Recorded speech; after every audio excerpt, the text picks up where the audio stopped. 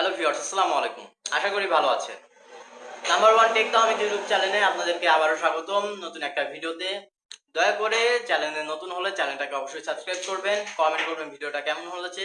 তো চলুন ভিডিওটা শুরু করা যাক। যদি 10,000 টাকা বাজেটের ভিতরে বাংলাদেশে বেস্ট কিছু ফোনের কথা বলি, তাহলে 10,000 টাকা বাজেটের ভিতরে প্রথম ফোনটা হচ্ছে টেকনো স্পার্ক 80 প্রো। প্রায় 9,990 টাকা। এটার হচ্ছে 6 GB RAM plus 64 GB storage, 50 GB camera, 90 হর্সের ডিসপ্লে, 5,000 mAh ব্যাটারি। এই বাজেটে সবচেয়ে ভালো অলরাউন্ডার হিসেবে ধরা হচ্ছে। এবং দ্বিতীয়তে আছে ইনফিনিক্স স্মার্ট 20। প্রায় 8,999 টাকা। এই ফোনটা আপনারা বাংলাদেশে বাজার মূল্যে পেয়ে যাবেন, দোকান তুলনায় কম বেশি হতে পারে। এই ফোনটাতে 3 GB RAM, 64 GB storage, 5,000 mAh battery দিয়েছে, 13 MB ক্যামেরা দিয়েছে। দৈনন্দিন ব্যবহার ও হালকা গেমিংয়ের জন্য ভালো।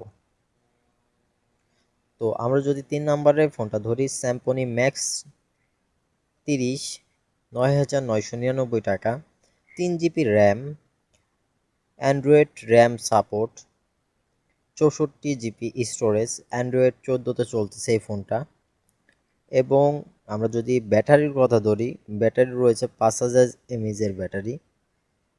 তো ব্যাটারি ব্যাকআপ দিয়ে সব কিছু দিয়ে আমরা যেই তিনটা ফোনের কথা ধরলাম, তিনটা ফোনই খুব ভালো কোয়ালিটির ফোন ধরা চলে।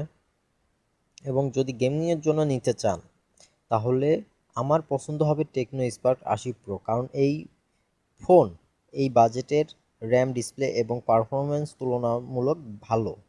হ্যাঁ, এবং আমরা যদি 10,000 টাকার মধ্যে কিছু ফোন দেখতে চাই, তাহলে ফোনগুলো আপনাদের দেখাচ্ছি। টেকনো স্পার্ক এইটা, ইনফিনিক্স এইটা, আইটেলের এই ফোনটা আপনারা ইউজ করতে পারেন। এটা হচ্ছে আইটেল A90 মডেল। এবং রিয়েলমির এই ফোনটা আপনারা ইউজ করতে পারেন। যাক, তুলনামূলক সবগুলা ফোনই ভালো। টেকনো স্পার্ক 9,500 টাকা থেকে 10,000 টাকা।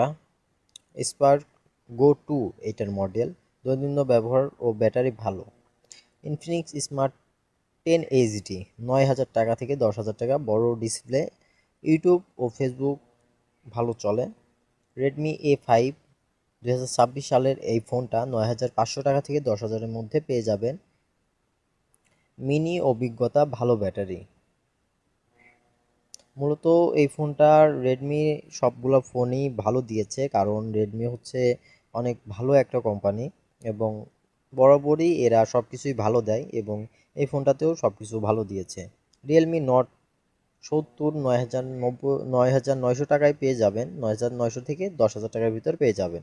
সুন্দর ডিসপ্লে, ভালো ডিসপ্লে দিয়েছে, সুন্দর ডিজাইন দিয়েছে। এবং এই ফোনটা যদি আপনারা গেমের কথা বলেন, গেমও সেরকম একটা বাদবে না, সুন্দর আপনারা খেলতে পারবেন।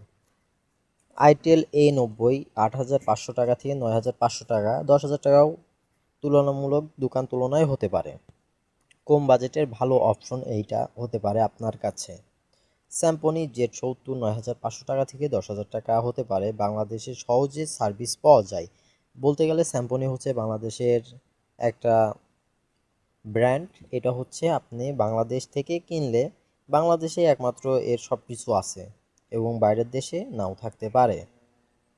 যদি গেম খেলতে চান, তাহলে Tecno Spark go to, Realme not 70, Infinix smart 10 HD, এগুলোতে ফ্রি ফায়ার, মোবাইল, ল্যাপটপ এবং সাকসেসফুলভাবে সব কিছু ভালোভাবে চলবে। পাবজি মোবাইল বা কোড মোবাইল খেলতে পারবেন, তবে লো গ্রাফিক্স সেটিংসে ভালো অভিজ্ঞতা পাবেন। হাইতে দিয়ে খেলতে পারবেন না, কারণ 10,000 টাকার ভিতরে আমরা যদি সব দেখতে যাই সব দিক থেকে, তাহলে হয় না।